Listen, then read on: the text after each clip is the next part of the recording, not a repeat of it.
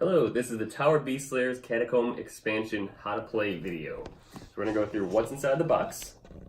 First, it comes with the floor layout for the werewolf edition, as well as werewolf health, the monsters that come with it, the equipment cards, which are now yellow as opposed to the white which from the original, the colored tokens to specify which guardian you have, more black tokens, more white tokens, the new guardians, as well as their new health and magic cards, and then finally their new skill trees that come with them as well. So, to get started, you jump right into the game. It's the same gameplay as the original game. You lay out the floors however they're dictated on the floor layout. Now, you could play just their floor layout as themselves. You could mix and match with the old game and shuffle all the cards together. You can play starting with the basement and working your way through there and then go to the tower. It's however you want to play that gameplay. So if you were to play the full game, you can play every single monster. So just like in the dragon, the first thing you do though is take out the werewolf card, which is a different color. Take him out because he's going to be the last guy you're going to fight on the 4th floor there. So we're just going to play the base level of just the werewolf edition. So you would lay them out the floors, which is 2, 2, 2, and 2. So these are our monsters which we would fight, just like we would in the original game.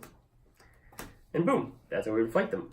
So we look at our first characters, our first guardians, and our first monsters that we're going to go against. We've got the Hydra and the Reaper. Everything is the same. The only difference in the cards themselves are they're going to be indicated whether or not they're in the expansion version by their symbol at the top. Other than that, the entire gameplay is the exact same as it was. The character attack order is now dictated with the new Guardian letters, but the same colors. So they're going to attack in the order just as they would before, whether they're going to go after the Rogue, the Ogre, the Blood Mage, and the Necromancer, our new Guardians. Same thing as before, your Guardians have their specific attack dice, their specific health that they have, and their special magic abilities. So, to start off, we would look at our characters, look at our monsters, and say, you know what? Before the fight even begins, I want to swap out my characters. So say you're looking at your Rogue and you're like, I don't want to play as the Rogue anymore. So we're going to take the Rogue out. Goodbye, Rogue. We're going to move them off to the side, because you are now able to mix and match whatever Guardians you want to use. So we're going to swap in the Mage because we really love our Mages here. So they've got a health of 14 and magic of 11. Those are our base stats. Now since this is the very beginning, everybody's at their full capacity health, so they would. The only difference is now we've got 2 blue characters.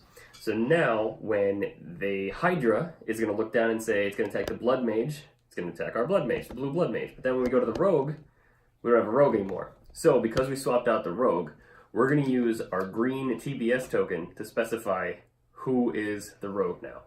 So now whenever the Rogue would be attacked, or the green character, so if we were playing with the original characters, the Archer in that case, swap them out, now this Mage is now signified as the Rogue. They are also signified as still being the Mage. So if something affects a Mage, they still get hurt by it. If something affects the Rogue, they still get hurt by that. That is the main key difference. And if we go over here to our skill trees, we would swap in the skill tree again for our character that we now want. So we can say, boom, and you're off to the start. Simple as that. Now, if we were going through the tower and we're, say, at level floor 4, we've leveled up by then, we've gotten a few characters up by then, and our Mage is leveled up, our Rogue is leveled up, all of our Guardians have leveled up, they've gone to whatever level they're at, and I want to swap them back in. So if I was to swap the Rogue back in, and we've been playing for a while now, the Rogue's actually at a bunch of levels higher than it should be, because we've done a bunch of things. He gets whatever they left off. So if they left the game at level 3 and they're out and they swap back in, they're still at level 3. Same thing with their health and their magic. If you swapped them out because they only had 1 health left and 1 magic left and swapped them back in, now that they're back in, they're at the same health, the same magic they left the game at. And that is how you play the Catacombs expansion. So we are going to go over quickly now how to play Guardians versus Guardian mode, which is the player versus player mode for the new expansion. That has nothing to do with the monsters. You could incorporate some of the items if you wanted to, but we are not going to do that. So, the way this works is that players are pitted against other players. And line up your characters, and all the characters are laid out before everybody. So if it's one player versus another player, the first player takes their 12-sided die, rolls it, roll a 5. The other player, 12-sided die, rolls it, they roll the 2. Player rolled higher can either choose to select their character first, or they can choose to attack first. So, first character, I'm going to choose the rogue. The other player is going to choose the necromancer. I'm going to choose the cleric, so on and so forth. Let's make that a little easier. So, because I chose first, they get to go first. So they're going to arrange their characters however they want their layup to be. I'm going to do the same thing to mine and lay them out however I want. Everybody gets a skill tree as well. So I'm going to take all the white TBS tokens. I'm going to level up all my characters to level 5. So I can put 5 tokens down wherever I want for all of my characters. What they are is up to me. Same thing with the other team. So they can do the same thing for all their characters.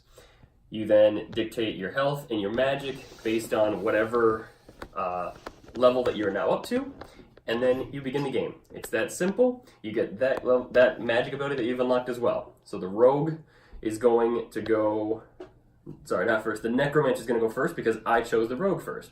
So the necromancer can go. They're going to choose whatever ability they want, whether that's using a magic ability they've unlocked in their skill tree, or just a base attack, and move from there. So after they go, we can keep our yellow TBS token from the original game. We can keep track. It's going to go their player, my player, their player, my player, theirs, mine, theirs, mine. And then back to the beginning. Once one team has completely defeated another team's guardians, that team is declared the winner, and you get to play the game again. And that is how you play the Guardians versus Guardians mode.